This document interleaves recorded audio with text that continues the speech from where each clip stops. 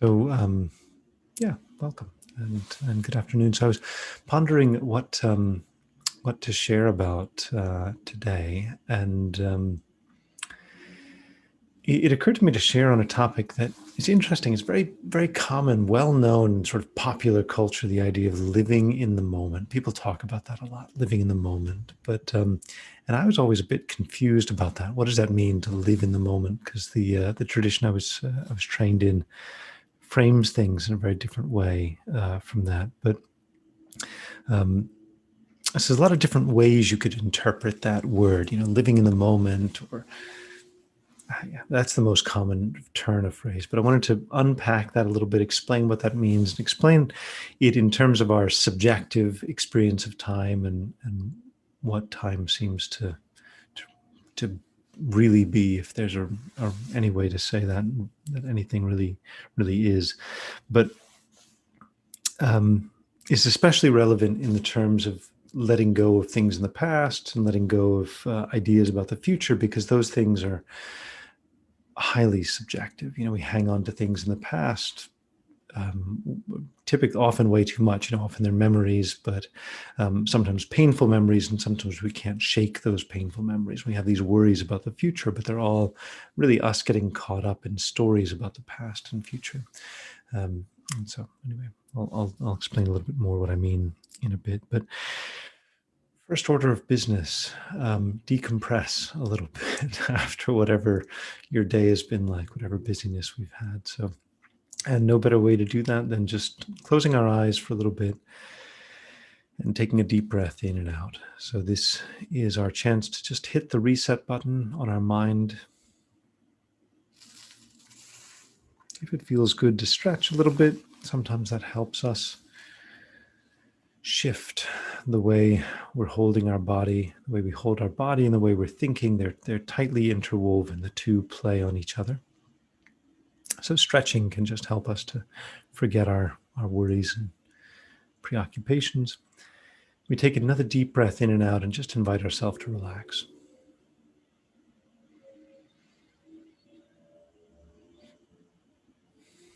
We just tell our body, tell our mind that this is a chance for 45 minutes to decompress, to relax.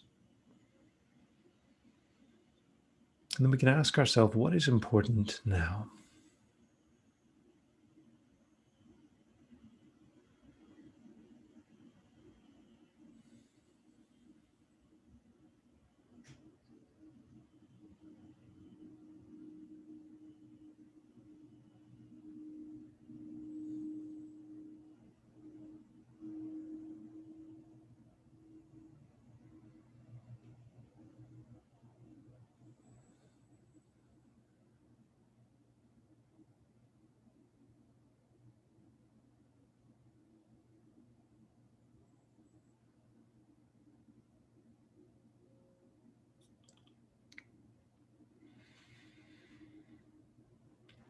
And when we are asking this question, what is important now, even that alone helps us to focus on this present moment and not get so caught up in our stories about things.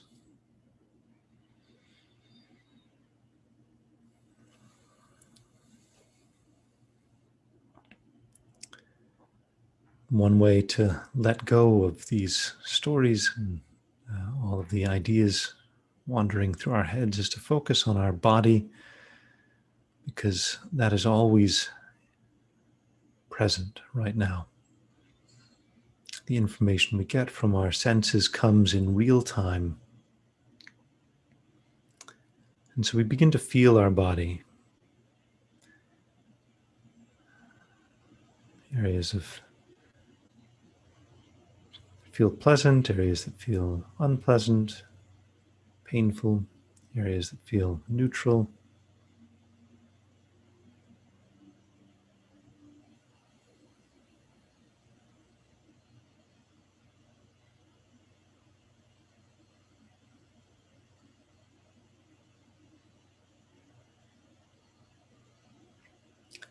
And we try to get a general feeling of the whole body. We can begin with particular parts of the body, like our face and our head. just feeling them and then inviting them to relax. If we think there's any tension, we can feel through our neck.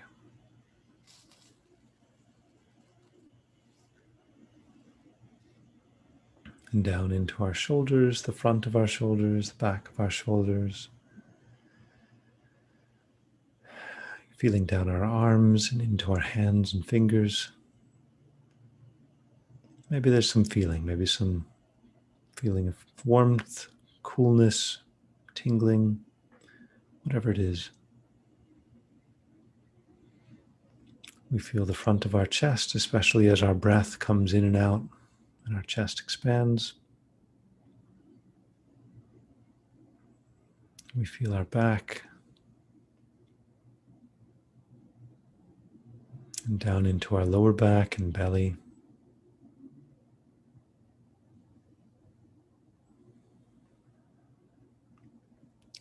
Down into our pelvis, where we often hold some tension or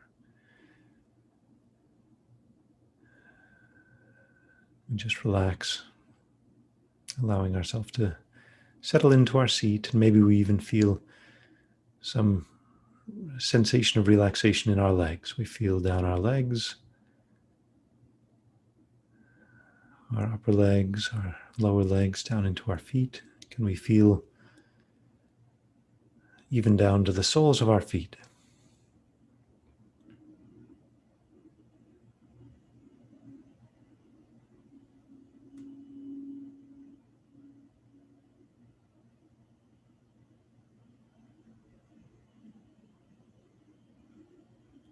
And just like we're wearing clothes all the time, but we don't feel the clothing, we try to have a distributed sense of our body, just the whole thing. What does the whole thing feel like together? And as we breathe, how is that feeling changing?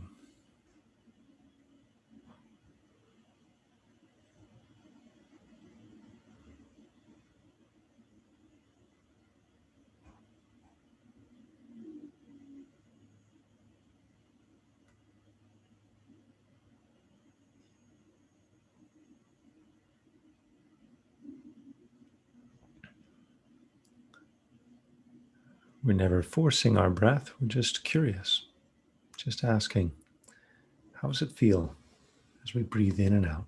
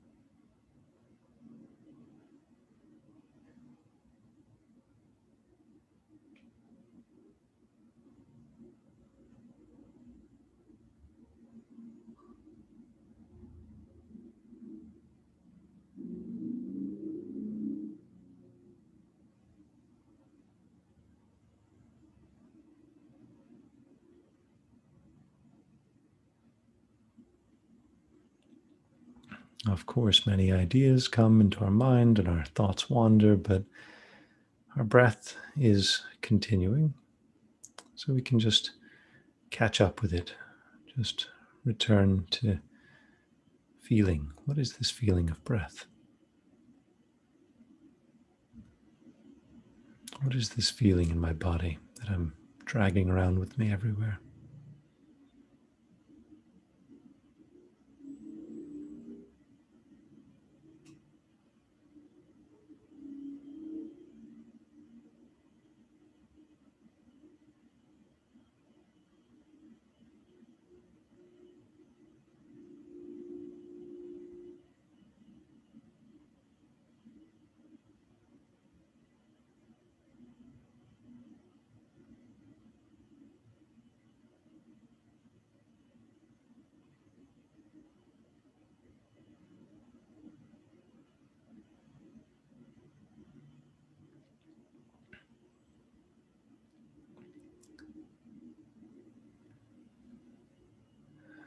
And as we invite ourselves to relax, we may even feel the pattern of our breath changing, deepening, our breath moving more of our body, becoming less shallow.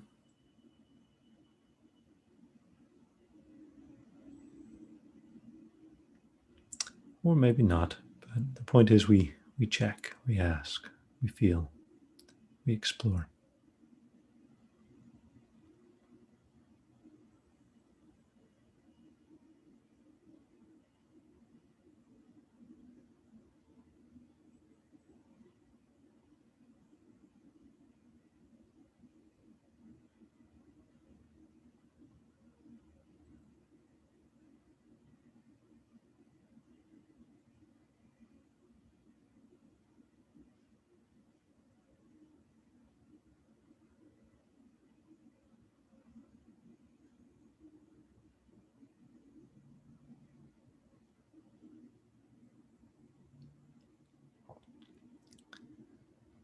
Then we can reflect that we are alive,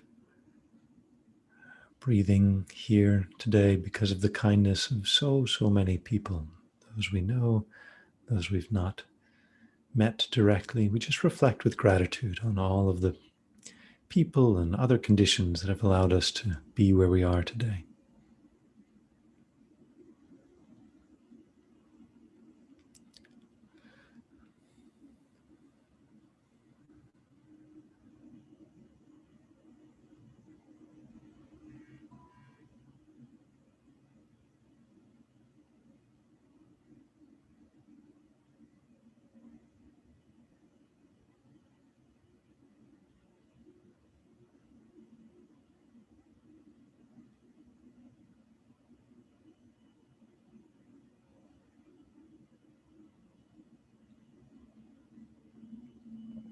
With this sense of gratitude, we try to get a feeling in our body of gratitude. How does that feel in our body to feel grateful?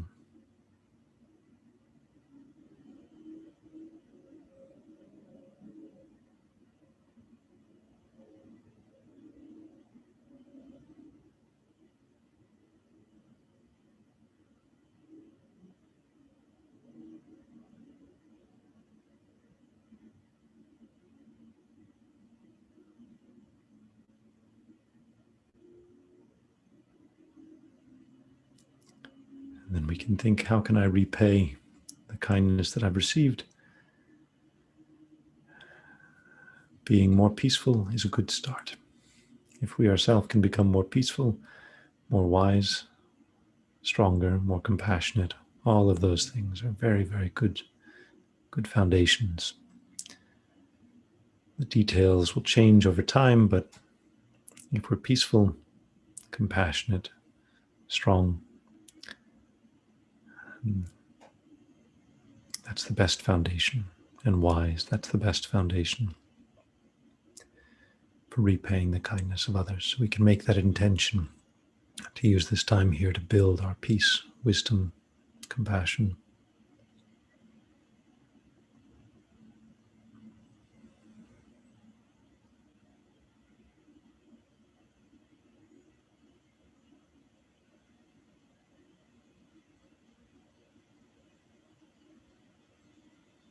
And then with this motivation, we can open our eyes and arise from our concentration.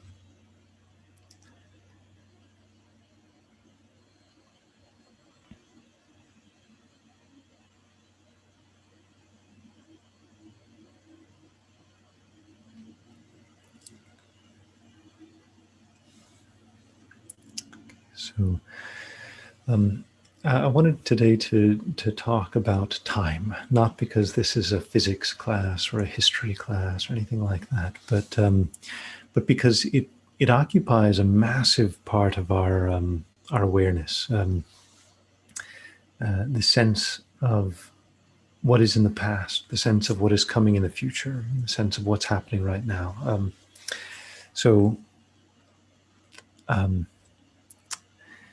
I don't know about you, but my default perception of time is that there's a whole infinite amount of stuff that happened in the past, right now we're on the tip of a needle right now. The present moment is sort of infinitely small. It's gone already. The present moment's gone, gone, gone, gone, gone, gone. It's always disappearing, right? And the future is infinitely out in front of us. And at least my default mode is to think of time kind of the way I think about space, right? It's like there's a timeline and it's, you can move along it, and physicists talk about space-time. They move together and there's some relationship between them. And theoretically, at least, you could have time travel. You could go into the future, you could go into the past, and haven't gotten that to work quite yet, I don't think. But at least that's part of the mental picture. So when we think about time, we think there were certain definite things that happened in the past, right? And when we think about the future, we think that there are certain definite things that are going to happen in the future. It's just nobody knows what they're going to be, but we can try to guess and predict. And the past, there was an actual definite past that happened, and then we may remember it better or worse. We may have better or worse records and so forth. But then there are these fuzzy bits of it as well, where, the saying that history is written by the victors, right? The idea that the people who write the history books tend to be the people who have power, in any generation, and people recast the past. So there is a certain kind of slipperiness to and subjectivity to this. And that's the same slipperiness and subjectivity that we have even in the present moment, right? Like, okay, so you got, something changed in your life. Is that a good thing or a bad thing? Well, that's quite a subjective, judgment. My cousin recently reminded me of an old story that about a man who's had a horse, and the horse, I forget the whole story, but the horse ran away, and neighbors all said, "Oh, that's terrible. I'm so sorry about that. You lost your horse." And the man said, "Oh, maybe, maybe not. I don't know." And then the horse came back, and all the neighbors were like, "Oh, that's so wonderful. Your horse came back." And the man was like, "Maybe, maybe not." And I think it came back with another horse. That was it. It came back with another horse. Maybe it's a good thing. Maybe it's not a good thing. And the story goes on like that, where really there's a subjective quality to things. So we get a new job. Is that a good thing? Bad thing? I don't know. We get a new project. Good thing? Bad thing? It's really very much about what we make of these things. And so our mind is always shaping the reality that we live in the present moment. The good and bad is really just a distinction that we make with our mind. It's a story that we tell ourselves. And past and future, the past and future is also, in a very, very important sense, it's also a story that we tell ourselves. Past and future is also just a story that we tell ourselves. The same way that, countries, national borders, those are a story, right? You go to the borders between states in the US, they're arbitrary borders. Somebody just said, okay, here's the line, let's make the line. The Native American people in the US, they didn't have those same borders, right? Borders change over time. All of these things are concepts. What the most common phrase that's used to try to encapsulate some of these profound ideas is the idea of living in the moment. What does that mean, living in the moment? Well, my stepfather said, "Oh, look at that animal." It was like an animal or something. It's just living in the moment. It's not worried about. It doesn't have all these human worries about things. It's living very much in the moment. He might have been talking about our dog here or something, but there is a sense in which animals don't get caught up in the stories about the past and future the way humans do, right? And so they don't have nearly as many conceptual worries as humans do. But that's not a very profound way of interpreting this living in the moment, right? There's a lot of people who have bad memory and don't plan very well, and they haven't necessarily cracked some profound secret of the universe. Although definitely it's good. Maybe that's something we can learn from animals. We don't have to be as caught up in all of these human worries as we are. But there's something deeper that's being pointed to with this idea of living in the moment. And that, as best I understand, as best I experience, that is that what we know about the past is in fact just our memory of the past, but that memory exists right now in the present. And so for us, the past that we experience, the past that we think exists, what we think happened, all of that is its actual nature is memory. It is a memory. And memory is a subjective thing, right? And it's like a dream, that you can reinterpret it. You can reinterpret your past just the same way you can reinterpret your present. You can reinterpret a dream. You can reinterpret a situation. So we often, one of the challenges that we have is we often get really, really, really stuck on those little things that somebody said to us in the past, right? We can remember if it was a wound, right? We can remember that wound so well, right? They can remember the where we were, when they said such and such, we replay in our mind, what was said, what was done, as if it existed right now, and we feel like it's actually there. It actually happened that way. But we can change. For example, imagine seeing that situation from the other person's point of view. Like, what was their perception of that incident that we found so deeply hurtful? And as soon as we see it from there, like I had a situation where somebody just got in from an international flight. They flew in from an international flight into a meeting that we were in. And then I was trying to give some presentation, explain, and then they started just tearing down that presentation, wanting to do something totally different. And there's like holding in my mind this sort of resentment about. But what if I think about it from their point of view, right? They just landed from this international flight. They're trying to come into a group. They're trying to establish their position in the group. They have a lot of challenges, right? So we can reinterpret things in the past in ways that hurt us less. There's an expression sometimes used that sometimes our mind can function like a wound looking for an arrow, right? Like a wound looking for an arrow to fill the wound, right? That you may have encountered. We all have this tendency, but it may be more strong in some people. Have you ever encountered people who have a tendency to always feel like they're being treated unfairly? And every situation they come into, it's like, oh, this is unfair. This is unfair. People have a tendency to feel like everybody around them is incompetent, right? Everywhere they go, it seems like they're just surrounded by incompetent people, right? And so they're always complaining about how incompetent everybody is. But it's interesting. It's like there's a pain there that you're being let down, for example, or you're being misused, for example. There's a pain there. And then we look for details to kind of explain that. Oh, that person is letting me down. That person's not following through. Now it's that person who's not following through. Our mind, that pain in the mind, is looking for something to hang on to explain why we have that pain.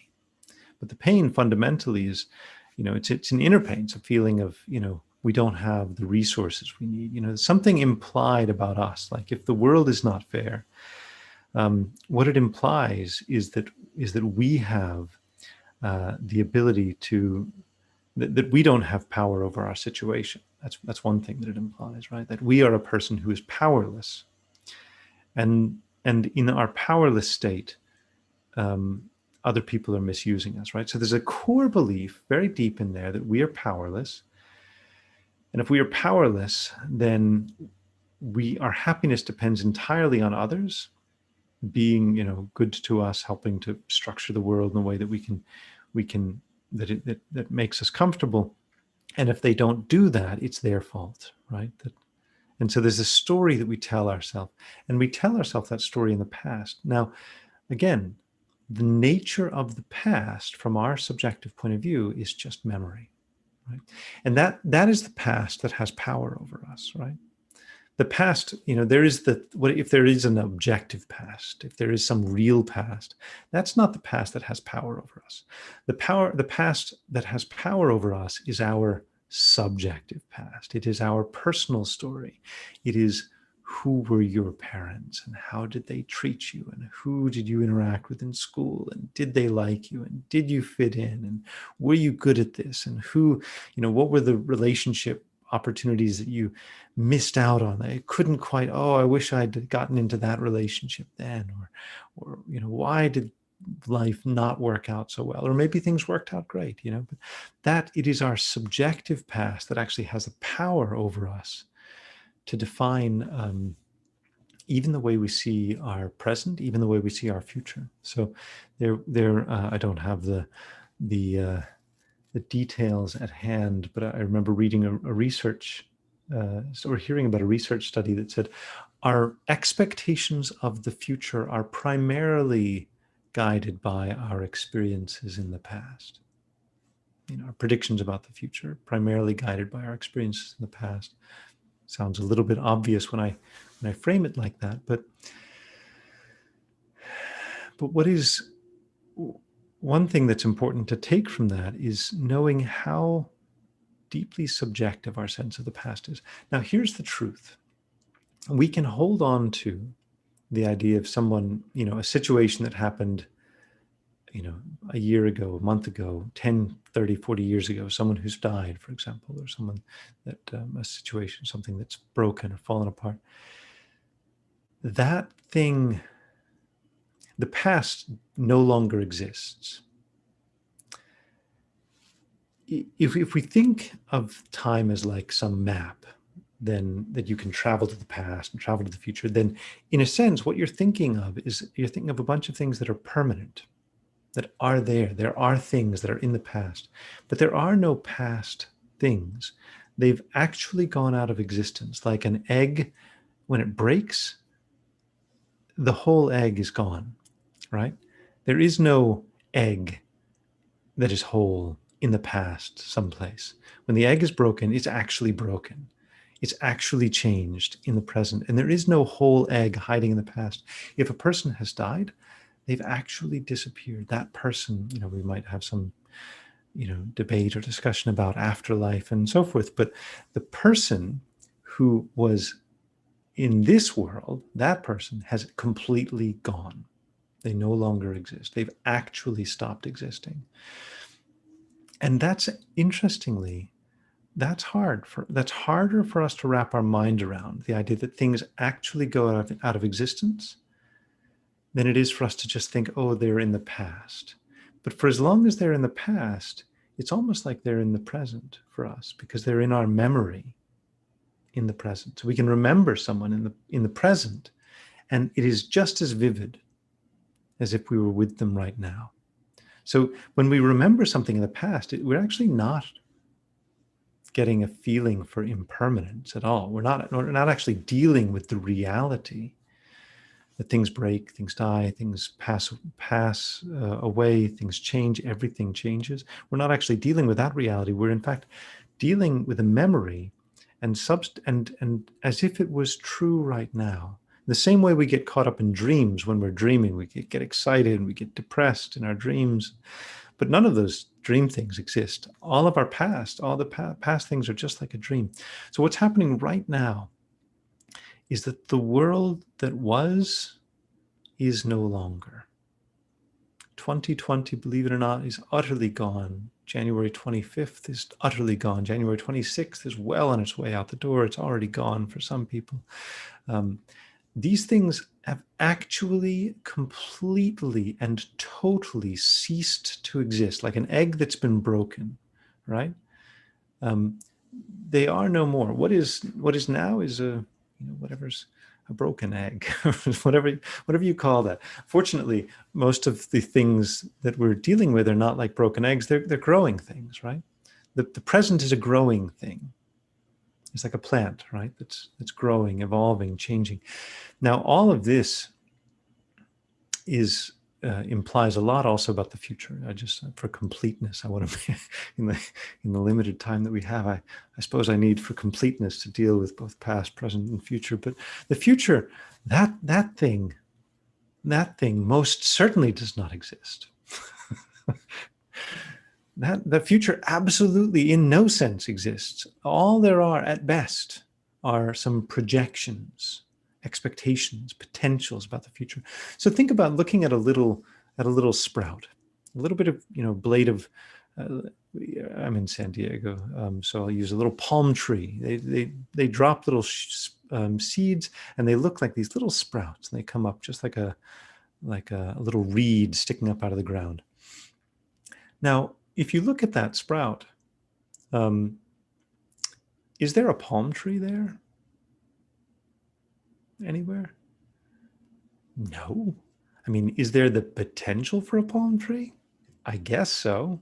Is there ever going to be a palm tree? I don't know.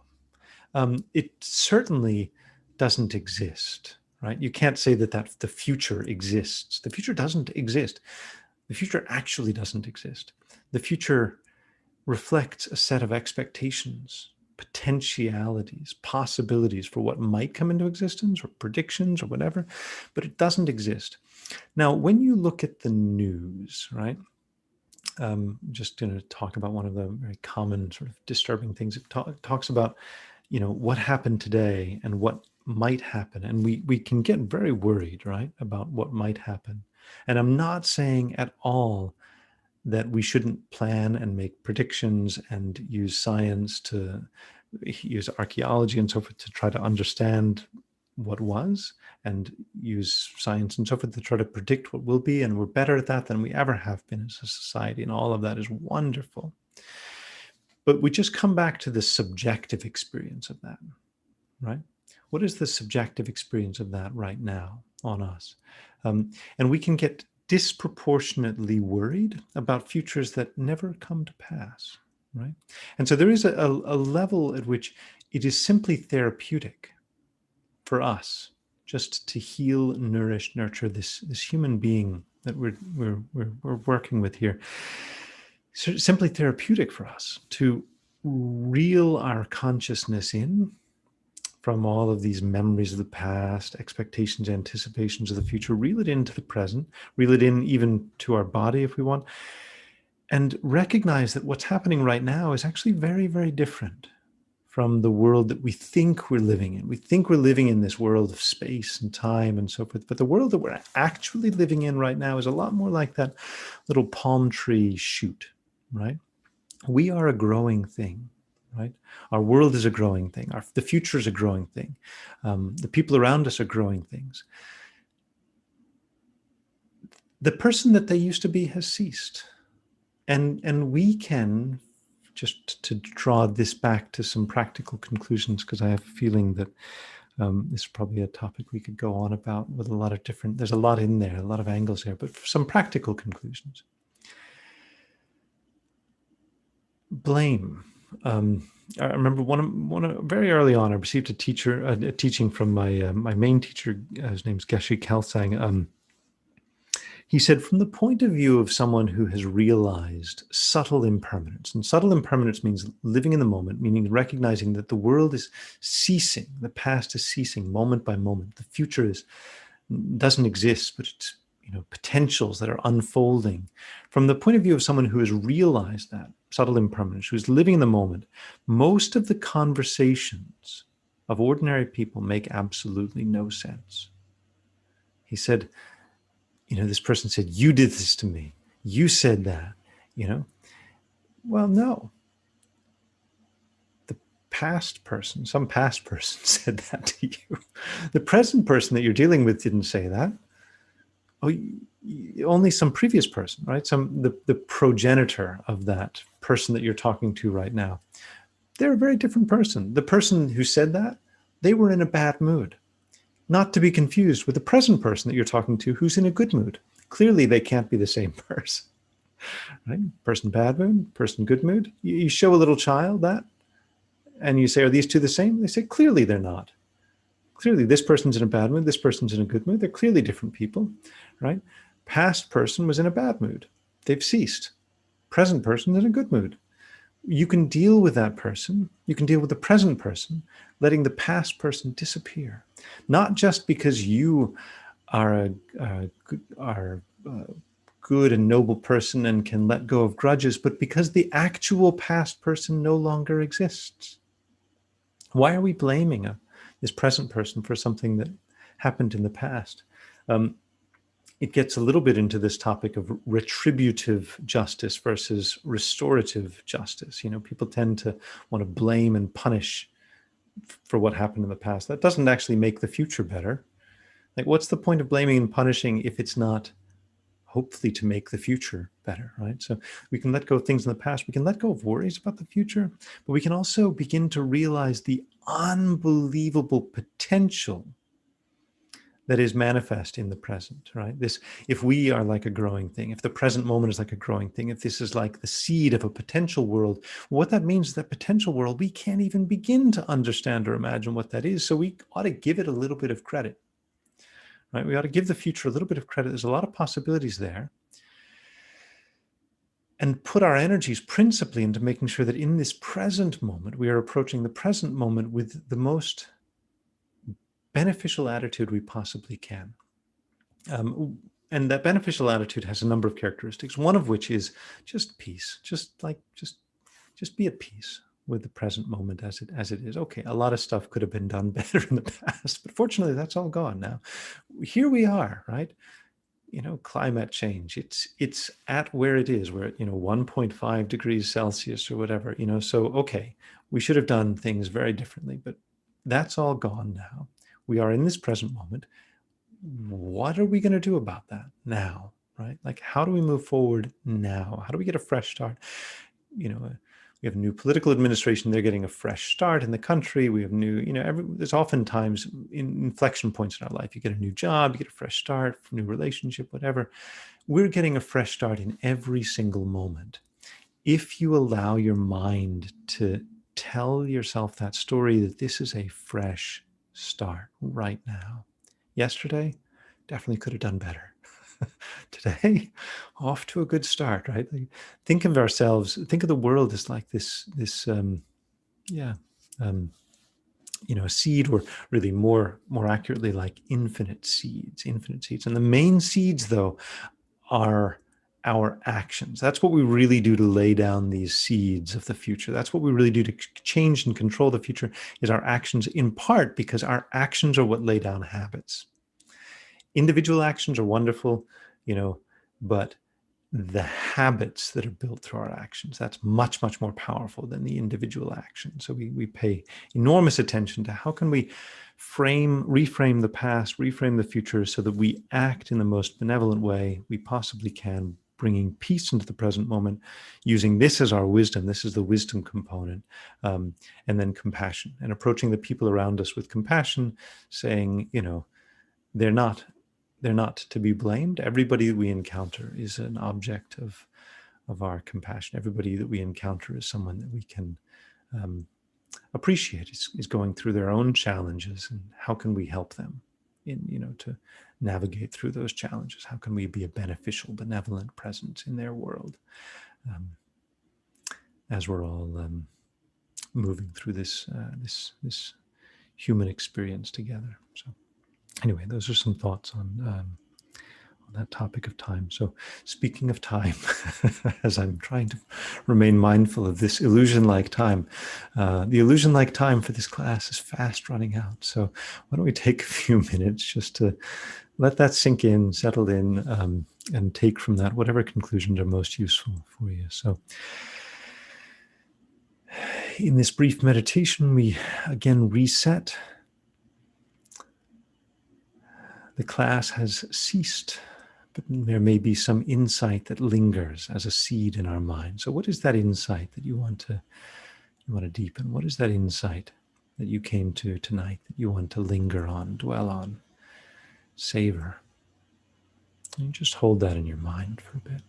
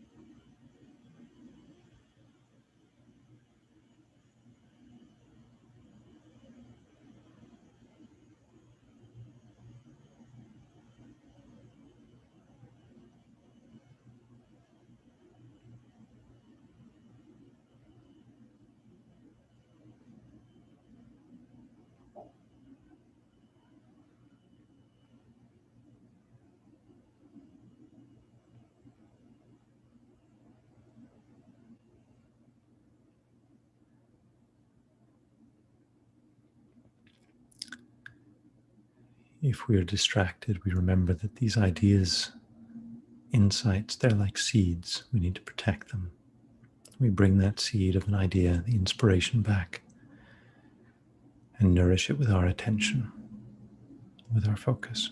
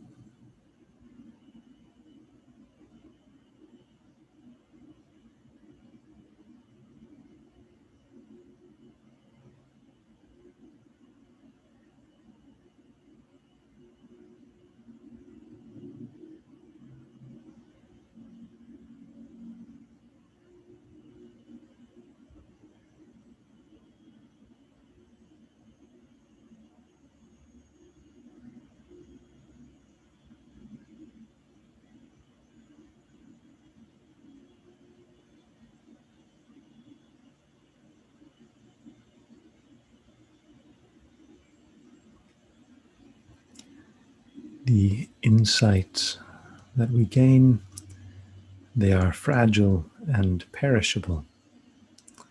When we're meditating, we are protecting, nurturing, sustaining, growing those tiny insights so that they can gradually grow into massive realizations that change every moment of our waking life. And this is the point of meditation, to lay down habits, ways of thinking that profoundly alter our daily experience, that have changed our future, and as a result, change the future of those we interact with. We can shape and change the future of everyone that we interact with if we can internalize wisdom, internalize peace, internalize compassion into our hearts. And so we can conclude with a dedication and intention that through these small actions today of meditating, paying attention to these insights, listening carefully, and so forth, through these seeds, we set the intention that these may become the great tree of realizations, insights, profound changes for ourselves and others, bringing about a better, wiser, more peaceful world.